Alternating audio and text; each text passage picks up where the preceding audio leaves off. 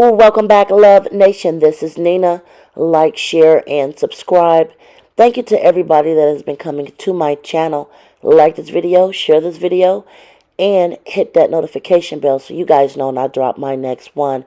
You guys, today I'm going to drop a little short series. This is part one for the Diddy indictment federal papers. A lot of people have been interested in seeing what exactly is in this 14-page document. I will be reading it, but trigger warning.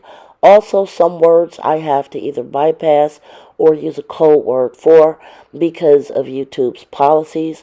But please feel free to pause this video and read it for yourself. There's definitely a lot in here to go over, and the feds usually have a very high rate of conviction before you get indicted. I'm just saying, I think they have a lot more than what was even in this document. Anyway, we're going to go ahead and start with part one. Please subscribe so you guys can get the rest of this series.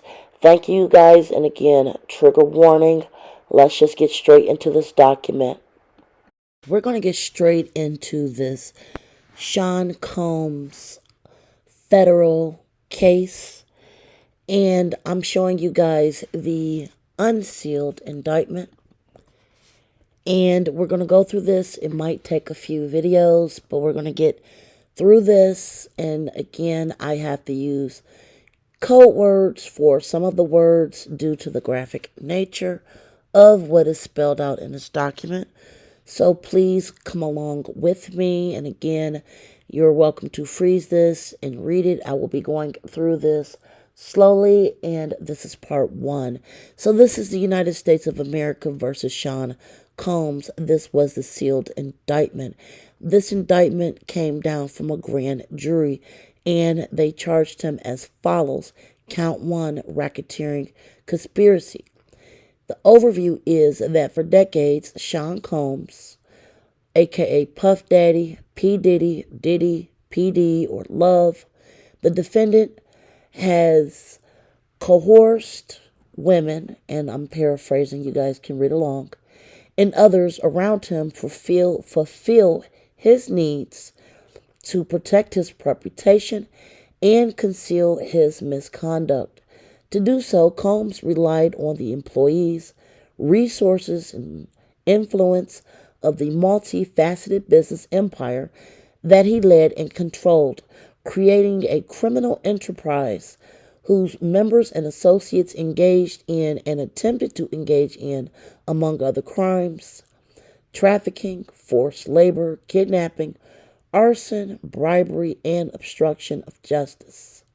Sean Combs, the defendant, operated his business headquarters at various times in Manhattan and LA under a variety of United States-based corporate entities, including Bad Boy Entertainment, Combs Enterprises, Combs Global, collectively known as the Combs Business.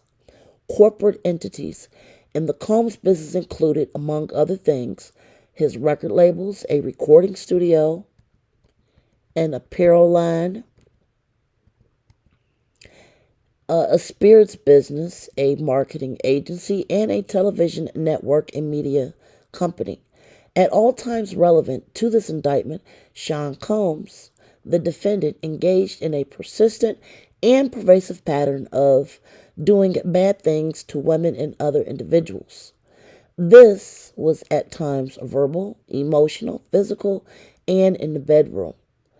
As part of his pattern of what he was doing, Combs manipulated women to participate in highly orchestrated performances of adult activity with male commercial workers.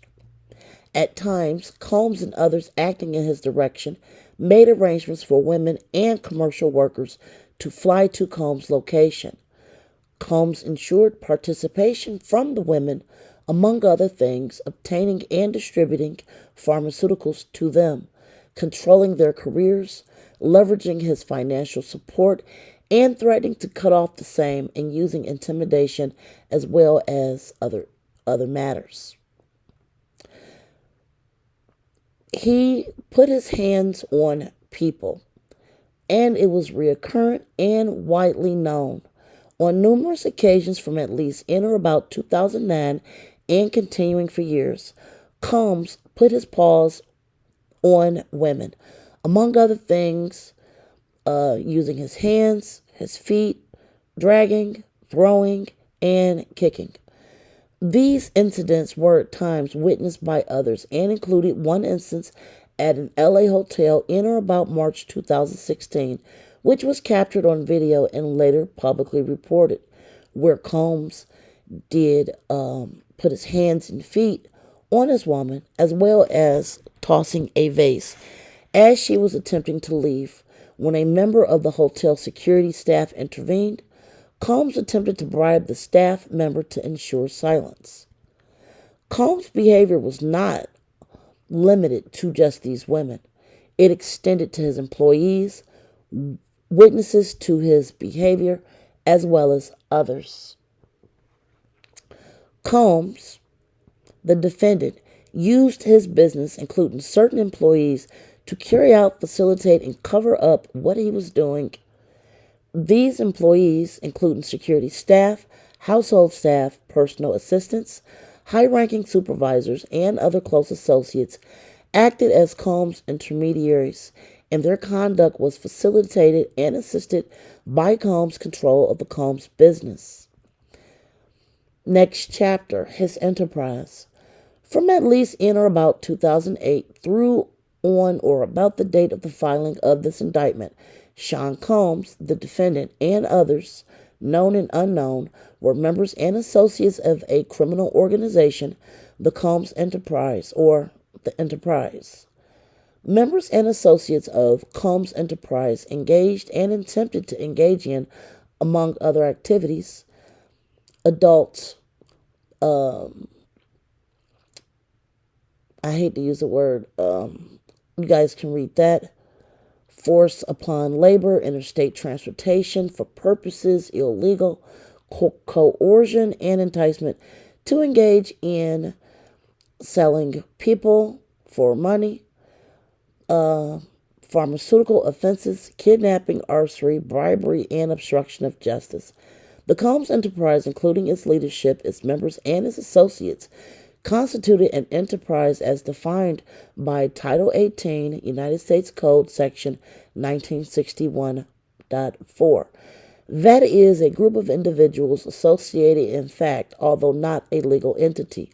The Combs Enterprise consisted of Diddy, the defendant, entities within the Combs business, including but not limited to Bad Boy Entertainment and Combs Global, individuals employed by and associated with the Combs business, and other known and unknown. The Combs Enterprise constituted an ongoing organization whose members function as a continuing unit for a common purpose of achieving the objectives of the Combs Enterprise. The Combs Enterprise was engaged in, and its activities affected, interstate and foreign commerce. The Combs Enterprise operated in the Southern District of New York and elsewhere. At all times relevant to this indictment, Sean Combs, the defendant, was the leader of the Combs Enterprise. Combs, the defendant, and others known and unknown participated in unlawful and other activities related to the conduct of his enterprise. These individuals included certain Combs business employees, such as members of his security, household staff, personal assistants, high-ranking supervisors, as well as other close associates of Combs. The purpose of his enterprise. Next chapter.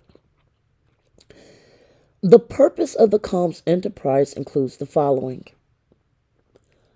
operating a global business in the media, entertainment, and lifestyle industries, including, among other things, his recording label, studio, his clothing line, his spirit business and marketing agency, preserving, protecting, promoting, and enhancing, the power, reputation, and brand of Combs, the defendant, as a musician and entrepreneur and figure in the industry. Enriching members and associates of the enterprise, including its leaders. and in particular those who demonstrated loyalty to Combs and willingness to conceal what he was doing, preserving and protecting, promoting, and enhancing the power of Combs, fulfilling his desires, enabling him, securing absolute loyalties from members, protecting his enterprise. I skipped over that because it's kind of repetitious, so we're just going to go to the next chapter. You guys can pause it and look again if you like. Means and methods of his enterprise, next chapter. Among the means and methods by which Combs, the defendant, and other members, associates of the Combs conducted and participated in the conduct of affairs are included. Combs and other members and associates of Combs' enterprise wielded the power and prestige of Combs' role at the Combs business to intimidate, threaten, and lure female victims into Combs' orbit, often under the pretense of romantic relationship. Combs then used force, threats of force, and coercion to cause victims to engage in extended acts with male workers that Combs referred to, among other things, an FO, a freak off. The FOs were elaborate and produced adult performances that Combs arranged, directed, and he did things to himself during and often recorded electronically.